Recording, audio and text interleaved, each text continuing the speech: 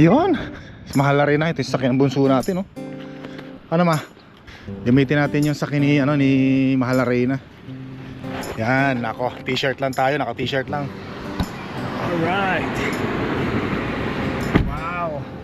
Naku, napalakas yata yung sarado ko ng pintuan. Sorry po. Ay, nako, naka t-shirt na lang tayo ngayon. Ako naman enjoy kasi mainit ang panahon. Pero si Mahal na Reyna, naka sweatshirt pa rin, naka jacket pa rin, ano. Para nakasyata pa kinanyama. Para mahinato. Yo, medyo marunong na ako sa mga bagong sasakyan, ha.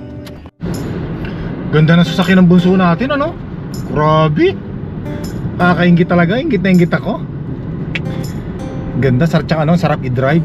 Smooth na smooth, panalo.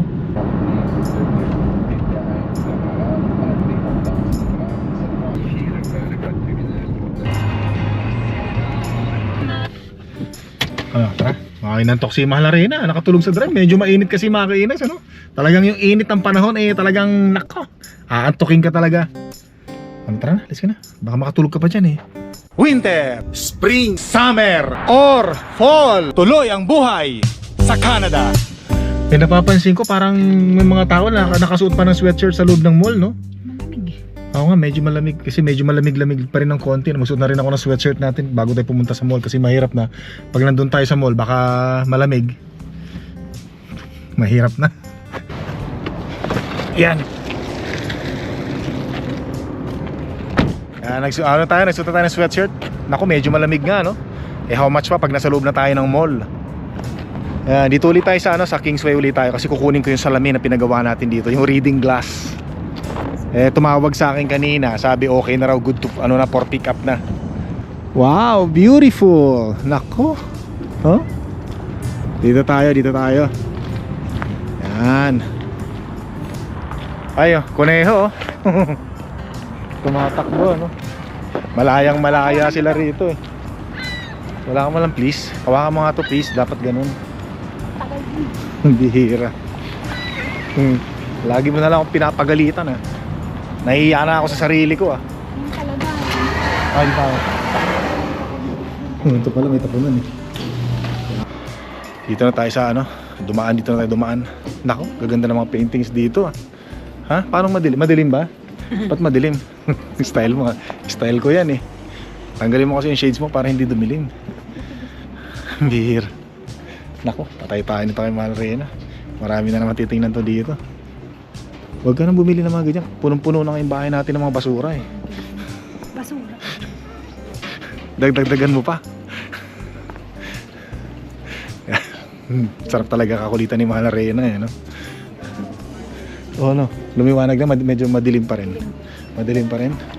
Aba, nawibili ka dyan sa salamin ko, Bari mo na yung salamin ko, bihira ka. Natatawa ako kay Mahal na Reyna, Ginagaya yung style natin, no? Natututo na rin, Ano? Bagay sa'yo, bagay.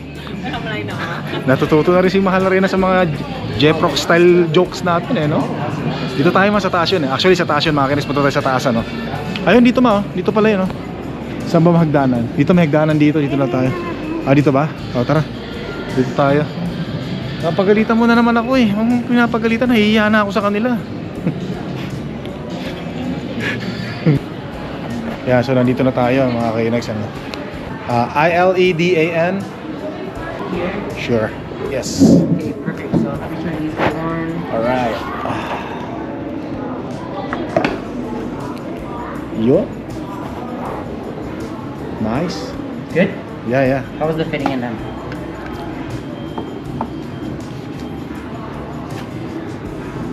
It has a chest. Yeah. Okay. So okay na sana, no? But I know. But the frames that you chose are so nice. It's nice, but the blue is really, really nice on you. Yeah. Hindi ko pa rin mabasa. Thank you. That's weird. Yeah. Give me 1 second. Yeah, sure. Yan, so wala akong mabasa, mga kainags, doon sa salamin na pinagawa natin, reading glass, pero hindi ako makapagbasa. Hindi ko makita yung mga binabasa ko. Pero ayusin. Pasubukan natin kay Mahal na Reyna, baka makabasa siya. Ano, nababasa mo? Yeah, you should be able to see in them. They're the correct lens format. Yeah. Bali, ano, no, mga kainis, ano, weird kasi pang reading glass yung kinuha natin, kaya lang nung binigay na sa atin, hindi ko naman mabasa yung mga gusto kong basahin na maliliit na letter, ano. Kaya sabi nila ayusin daw uli nila. So maghihintay uli tayo ng 1 linggo at kalahati para maayos nila at matawagan nila tayo. Buti na lang meron pa tayong mga lumang mga salamin na pang reading.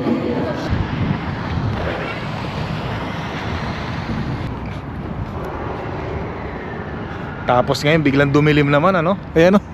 Kanina ang init-init eh. Tapos paglabas natin biglang dumilim. Buti na lang nag-sweatshirt tayo. Paiba-ibang panahon dito eh, no? Hanapin natin yung saan tayo nagpark. No, minsan yung problema natin kung saan tayo nagpark, di na natin matandaan eh. Ayun. Kita natin dito. Yan, yung sakyan natin, oh. Ay, buti na lang sweatshirt tayo, lumamig. Lumamig yung hangin. Dito tayo. The person who did your job, I called them. Tapos, so what she ordered was the wrong lens. Okay. So we'll order the reading one, the correct lenses for you, and then we'll expedite it for you. Okay? So they made they ordered the wrong one? Yeah, they ordered the wrong lens. Okay, yeah, okay. That's okay. Yeah, that's fine. At least we know. I'm just kind of a weird. I'm just letting you guys know that we're expediting it for you. Okay, thank you very much. No problem. Take care. Oh, Sorry thank you. about that. No worries. Okay, bye-bye. Bye-bye. Yun, sabi ko na nga ba eh. So nagkamali sila, mga kainags, ano. Ibang lens yung nailagay nila. Siguro parang ano, nangyari noon, walang grado silang nailagay kasi parang wala akong nakita eh. Parang yung sample na tinesting natin nung pumunta tayo dito, parang ganun lang. So yung parang walang grado talaga, no? Kaya sabi nga namin, pinag-usapan nga namin ni Mahal na Reyna, baka yung binigay sa akin walang grado yun. So yun na nga, sakto tumawag. Sabi nga nagkamali nga raw sila, which is good naman, very honest naman sila, tsaka very apologetic naman sila. Anyway, makukuha rin naman natin, hindi naman tayo nagmamadali kasi may mga reading class pa rin naman tayo eh. Pero syempre sayang yung effort natin na pupunta rito, yung gasolina natin, yung time natin, dapat nag-grocery na tayo ngayon. Pero ganun talaga, it is what it is, kabayang buntis, sabi nga nila. Hindi ko ba natatawa? Hindi ako natatawa sa'yo. Tara na. Baka matuluyan magalit si Mahal na Reyna. Let's go. Yun, ganda ng panahon natin, no? Yan, magandang araw uli sa inyo mga kainex, no? Naku, napapansin ko na, kung napapansin nyo rin, no? O, nagsisibulan na yung mga, ano, no? Nagsisibulan na yung mga dahon sa mga puno natin, no? Wow, yan, nagsisimula na yan, no? Nako po, tapos ako nga pala eh, meron nga palang pinapabutasan si Mahal na Reyna, no? Sabi niya tuwan-tuwa siya, pumayat na raw siya kasi masyado na raw maluwag yung yung bagong bili niyang sinturon, ano. Sabi ko sa kanya, eh maluwag talaga yan kasi walang butas dito. Yung ngayon sabi niya butasan ko raw 2 butas. Buti na lang meron tayong panggamit. Nako, grabe, no? Itong ating impact driver na to, mga kainags, malupit na pinagdaanan nito nung hindi pa tayo nagbablog.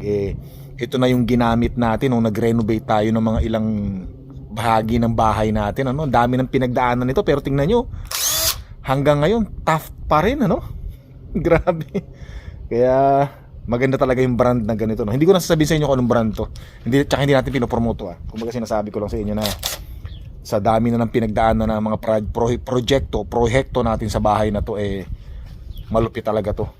Tara, bubutasan ko muna to at nagmamadali si Mahal na Reyna at baka mapagalitan na naman ako, baka masabunungan ako nung nako. Yung aso natin, si Sayon, tingnan nyo, nagsasunbathing doon. Tingnan nyo naman yung ganda ng ating backyard, mga kainags, Naka-t-shirt lang tayo ngayon. Sarap talaga tingnan yung walang snow, no? Hanap lang tayo ng ito, saktong-sakto to, Saktong-sakto to. Ayos na. Tapos siguro mga 1, 2, mga ganyan. Butasan na natin. Kuha lang tayo ng yan. Parang medyo maliit ito, Kailangan malaki-laki pa. Tanggalan natin dito. Ito mga ganito siguro, kasya. Tingnan natin dito kung kasya sa butas.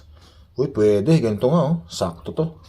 Ito na lang ilagay natin para hindi masikip yung butas. Yan. Alright. Lagyan natin konti rito. Napapakita ko sa inyo. Siyempre, makita nyo.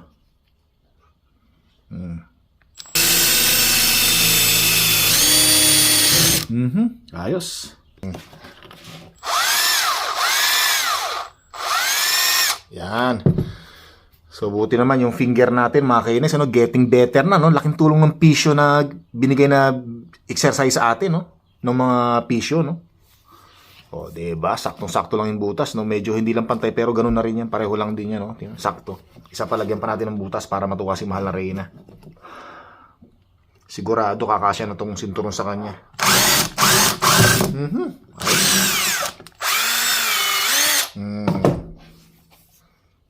Pwede.